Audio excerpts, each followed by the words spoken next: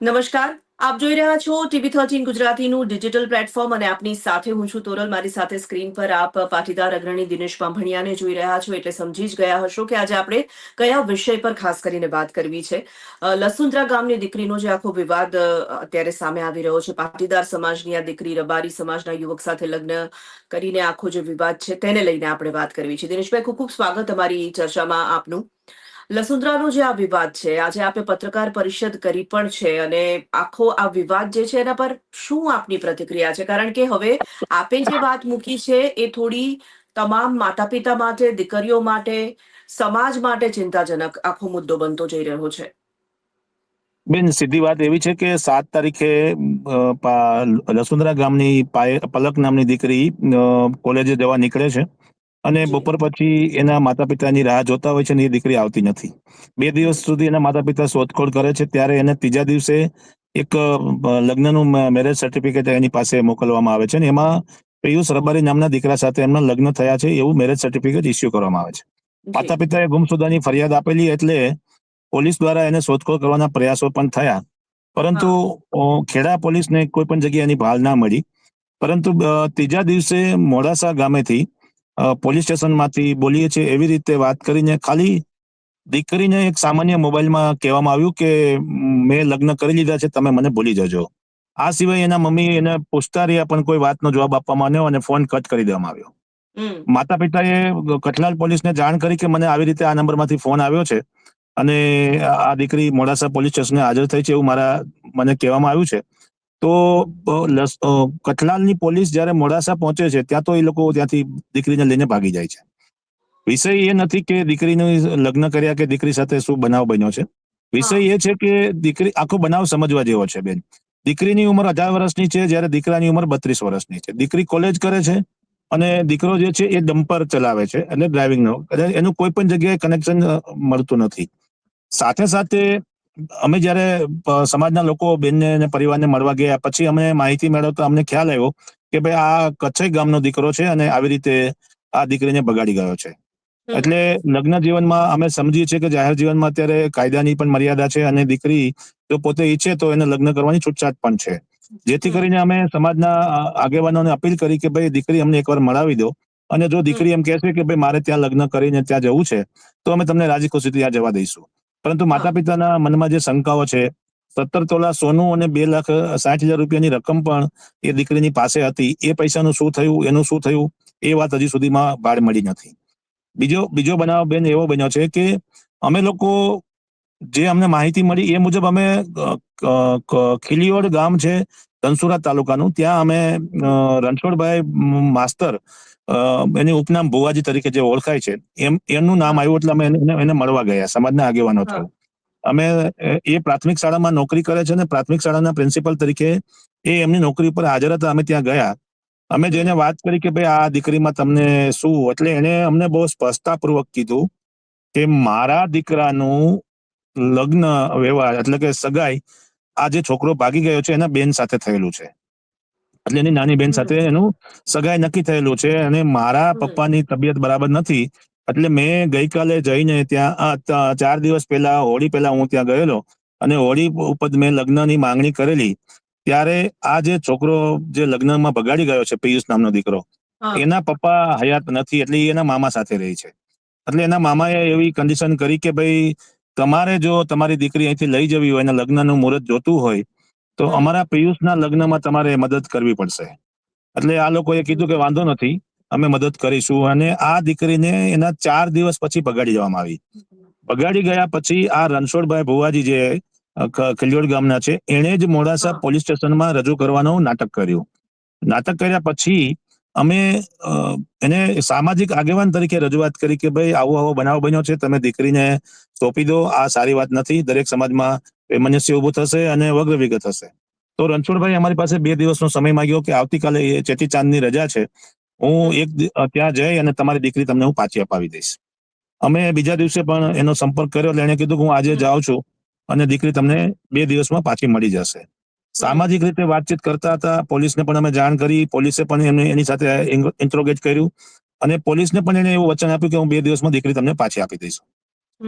એના 2 દિવસ પછી દીકરી પાછી નહીં મળતા ગઈકાલે સવારે દીકરીના મમ્મી અને એના આંટી ને કોઈ કારણોસર જાણ થતા એ આ મોડાસા ગામે પહોંચ્યા અને ત્યાં હા. ધનસુરા આ ખીલીવડ ગામમાં જઈને રણછોડભાઈ રબારીના ઘરે ગયા તો રણછોડભાઈ 2 દિવસથી આવ્યા નથી એવી એના પરિવારના લોકોએ જાણ કરી. એટલે એના મમ્મીએ એના ભાઈ સાથે વાત કરી કે ભાઈ તમે મારી દીકરી પાછી આપી દો, શું કામ તમે મારી દીકરીને આવી રીતે લઈ ગયા છો અને શું કામ આવું કરી રહ્યા છો. ત્યારે રામજીભાઈએ જે વાત કરી એ બહુ જ ખૂબ જ દુઃખદાયક અને એક આંચકો લગાવે એવી વાત હતી. એમણે એવું કીધું કે તમારી દીકરી તમારે પાછી જોતી હોય તો અમારા સમાજમાં રિવાજ છે કે છૂટું થાય એટલે 25 થી 30 લાખ રૂપિયા આપવા પડે છે. જો તમે 25 લાખ રૂપિયા આપો તો તમારી દીકરી અમે પરત આપવાનું વિચારીએ. એના મમ્મી રડવા મળ્યા, કગરવા મળ્યા કે ભાઈ અમારી પાસે 25 લાખની વ્યવસ્થા નથી, અમારી પાસે જે 2,80,000ની વ્યવસ્થા જે મરણ મૂડી અમારી હતી એ પણ અમારી દીકરી લઈ ગઈ છે.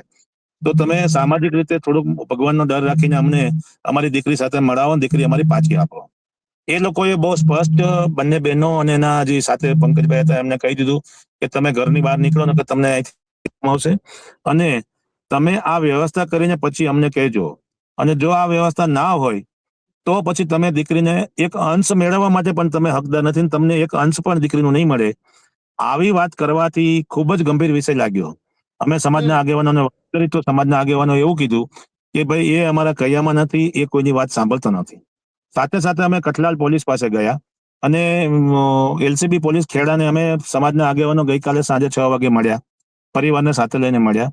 તો પોલીસે પણ એવું કીધું કે અમને અલગ અલગ લોકો રોજે 2-2 દિવસનો સમય માંગી રહ્યા છે કે 2 દિવસમાં રજૂ કરીશું, 2 દિવસમાં રજૂ કરીશું.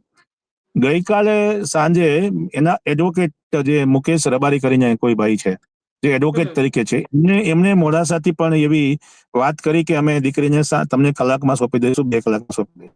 આવી પ્રેક્ટિસ છેલ્લા 10 દિવસથી ચાલી રહી છે.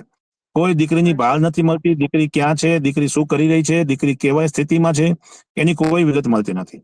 પણ સાંજે ગઈકાલે જે રણછોડ રબારીના ભાઈએ જે રામજીભાઈએ વાત કરી એ ઉપરથી અમને પૂરેપૂરી શંકા છે કે આ લોકો પાસે દીકરી સાથે કોઈ અઘટિત ઘટના બની ગઈ છે અને દીકરીને રજૂ કરવા માટે એ લોકો અચકાઈ રહ્યા છે. સામાન્ય કિસ્સાઓમાં એવું બનતું હોય છે કે દીકરીને પોલીસ સ્ટેશને રજૂ કરવામાં આવે અથવા તો સમાજની વચ્ચે રજૂ કરવામાં આવે અથવા કોઈ પરિવારની ત્યાં રજૂ કરવામાં આવે અને જો દીકરી કહી દેતી હોય છે કે ભાઈ મારે ત્યાં રાજી ખુશીથી જવું છે તો એનો અધિકાર છે એને જવા દેવામાં આવતી હોય છે. બિલકુલ, પરંતુ બિલકુલ. હા. આ બનાવમાં જે છેલ્લા 10 દિવસના જે બનાવો અમારી સામે આવ્યા છે, અમે 42 જેટલા આગેવાનોને અલગ અલગ લોકોને મળ્યા છીએ.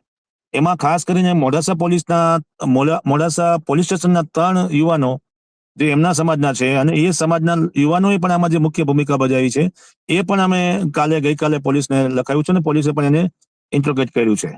સાથે સાથે જો સમાજ કોઈ પણ હોય, કોઈ પણ સમાજની દીકરી હોય, કાયદાની જોગવાઈ મુજબ જ્યારે ગુમસુદાની અરજી થાય છે ત્યારે એના મા બાપને એકવાર મળવા દેવામાં આવે છે અને એના મા બાપને પોલીસ સ્ટેશનમાં વાતચીત કરવા દેવામાં આવે છે. હવે આ કિસ્સામાં બહુ સ્પષ્ટપણે તમને હું કહું, કારણ કે અમે જાહેર જીવનના છીએ, અમારી પાસે રોજબરોજ આવા કિસ્સાઓ આવતા હોય છે.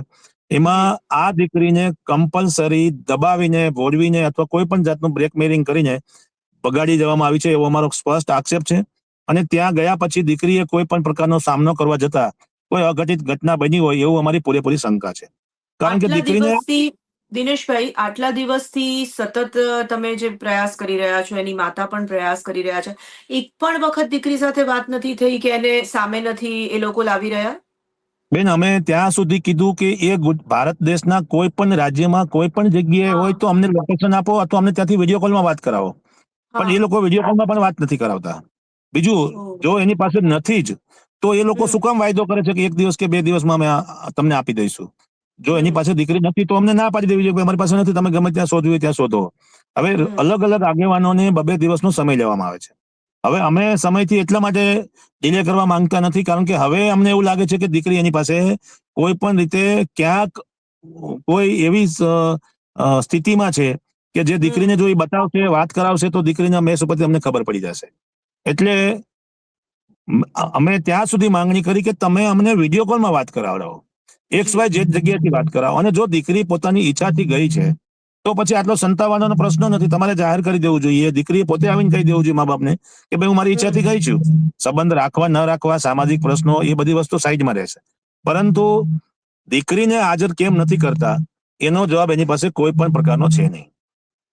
દિનેશભાઈ, મોડાસા પોલીસ સ્ટેશનમાંથી જે રીતે પહેલી વખત ફોન આવ્યો, તો ત્યાંથી પણ કોઈ આપણને આમ સંતોષકારક જવાબ નથી મળી રહ્યો કે દીકરીએ એવું બેન કહ્યું છે કે હું ત્યાં લગ્ન કરીને પહોંચી ગઈ છું. કોઈ જ વાત નથી બેન કરવામાં આવી રહી. બેન હું તમને એ જ કહું છું કે દીકરીને મોડાસા પોલીસ સ્ટેશનમાં લાવવામાં આવી છે એવી પણ વાત કરવામાં નથી. ફક્ત ને ફક્ત મોડાસા પોલીસ સ્ટેશનના નંબરમાંથી ફોન કરવામાં આવ્યો અને હા. કહેવામાં આવ્યું કે તમારી દીકરી સાથે કરી લો. એટલે કીધું કે ભાઈ એને વિડીયો કોલમાં વાત કરાવો, તો એને વિડીયો કોલમાં વાત ના કરાવી, સાદા ફોનમાંથી વાત કરાવી. અને એવું જ ખાલી દીકરીએ બે જ શબ્દ બોલી છે કે મેં લગ્ન કર્યા છે, તમે મને ભૂલી જાઓ. ત્રીજી વાત એના મમ્મી બોલતા રહ્યા કે હાલો બેટા તું કેમ ગઈ છો, શું કામ ગઈ છો, કોઈ વાતનો એને જવાબ આપ્યો નહીં અને જવાબ આપવા હમ. દેવામાં પણ ન આવ્યો. એનાથી વિશેષ બેન હું તમને કહીશ કે એ હમ. વિસ્તાર અરવલ્લી જિલ્લામાં આવે છે અને આ વિસ્તાર ખેડા જિલ્લામાં આવે છે. હા. એટલે અરવલ્લી પોલીસ સ્ટેશનમાં હાજર થયા, મોડાસા પોલીસ સ્ટેશનમાં હાજર થયા, એટલે ગુમસુદાની ફરિયાદ તો કઠલાલ પોલીસ સ્ટેશનની અંદર હતી. એટલે હમ. કઠલાલ પોલીસ ત્યાં અરવલ્લી મોડાસા માટે નીકળે છે, જેનો 60-70 કિલોમીટરનો ડિસ્ટન્સ છે બેની વચ્ચે. હા. એ લોકો દીકરીનો કબજો લેવા માટે અને મોડાસા અરવલ્લી પોલીસમાં એને ત્યાંથી લઈ અને કઠલાલ પોલીસ સ્ટેશનમાં હાજર કરવાની હોય અને એના મા બાપને બતાવી દેવાનું હોય કે આ તમારી દીકરી, અને એ સ્વેચ્છાએ જવા હમ. માંગે છે. તો એના બદલે પોલીસ ત્યાં ગઈ તો પણ એ લોકો ભાગી ગયા. એટલે પોલીસના હમ. હાથમાં પણ નથી આવતા, કોઈ લોકેશન બતાવતા નથી. દીકરો કે દીકરી બંને ક્યાં છે એ કોઈને ખબર ભાન મળતી નથી. 1 દિવસ, 2 દિવસ, 4 દિવસ, 5 દિવસ, આજે 10 દિવસનો સમય થયો. ટોટલ હમ. સમય 12 દિવસનો થયો. હવે આજે એ દીકરીને હજી અમે પૂછ્યું કે અમને દીકરી સાથે મોબાઈલ કોલમાં વાત કરાવડાવો, તમે વોટ્સએપ કોલિંગમાં વાત કરાવડાવો, અને શક્ય હોય તો તમે પોલીસ સ્ટેશનમાં લાવો, જેથી દીકરી રજૂ થાય અને દીકરી કહેશે કે મેં મારા રાજી ખુશી, તો અમને એની સ્થિતિ હા. ખબર પડી જશે. પણ બેન બીજો વિષય એ છે કે દીકરાને ને આ દીકરી કોલેજમાં હમ. ભણે છે. હમ. સિંગલ ડે એવું નથી બન્યું કે દીકરીએ કોઈ દિવસ ફોન વગર એ ક્યાંય પણ ગઈ હોય. એ પોલીસની તૈયારી પણ કરી રહી છે. હવે જે દીકરો છે એને ને આને કોઈ કોન્ટેક્ટ થવાની કોઈ શક્યતાઓ જ નથી, કારણ કે એ ડમ્પર ચલાવે છે, એ ભણતો નથી, એની ઉંમર 32 વર્ષની છે, આ દીકરીની ઉંમર 18 વર્ષની છે. હમ. બંનેના સમાજો બી અલગ છે. ક્યારે કોઈ પ્રસંગોમાં મળવાનું થયું હોય, કોઈ ટ્રાવેલિંગનો પ્રશ્ન હોય, કોઈ બસનો પ્રશ્ન હોય, ઘણીવાર કોલેજમાં મળવાનો પ્રશ્ન હોય, આવો તો કોઈ વિષય જ નથી.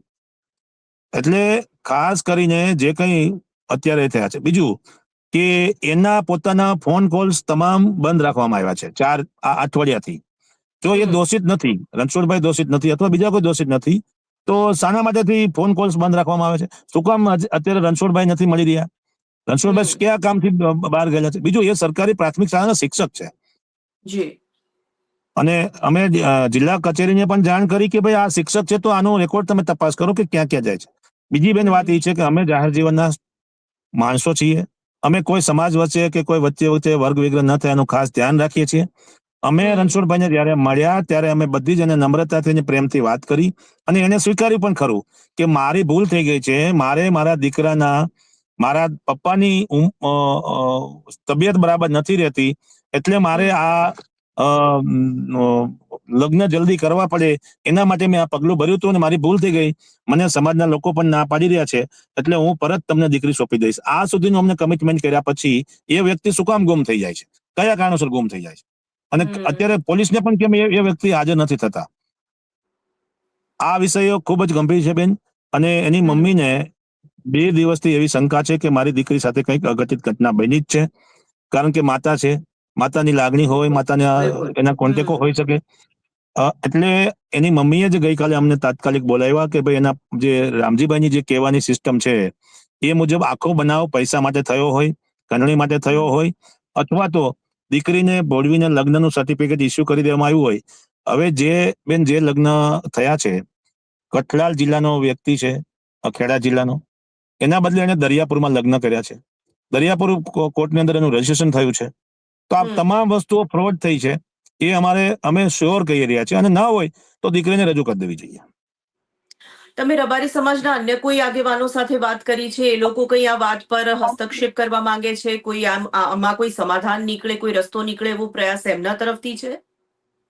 બેન, સમાજના ઠાકરસિંહભાઈ સહિતના ઘણા બધા સમાજના સારા પ્રતિષ્ઠિત લોકોને અમે વાત હા. કરી. એમણે હા. પણ પ્રયાસ કર્યો છે, અને આ લોકોએ એમને ફક્ત ને ફક્ત સમય જ આપ્યો છે.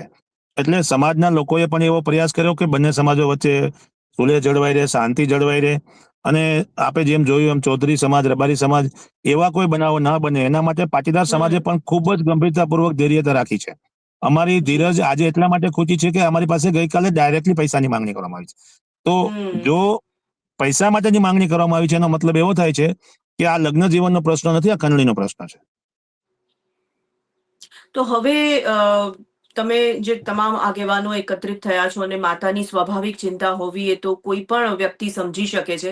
હવે આગળ શું કરવાનો વિચાર છે? કેવી રીતે આનું સમાધાન લાવી શકાય? શું લાગે છે બેન, અમે તમને? આજે ખેડા પોલીસને અમે લેખિતમાં ગઈકાલે ફરિયાદ આપી છે, વારંવાર 4 વખત હા. ફરિયાદ આપી છે.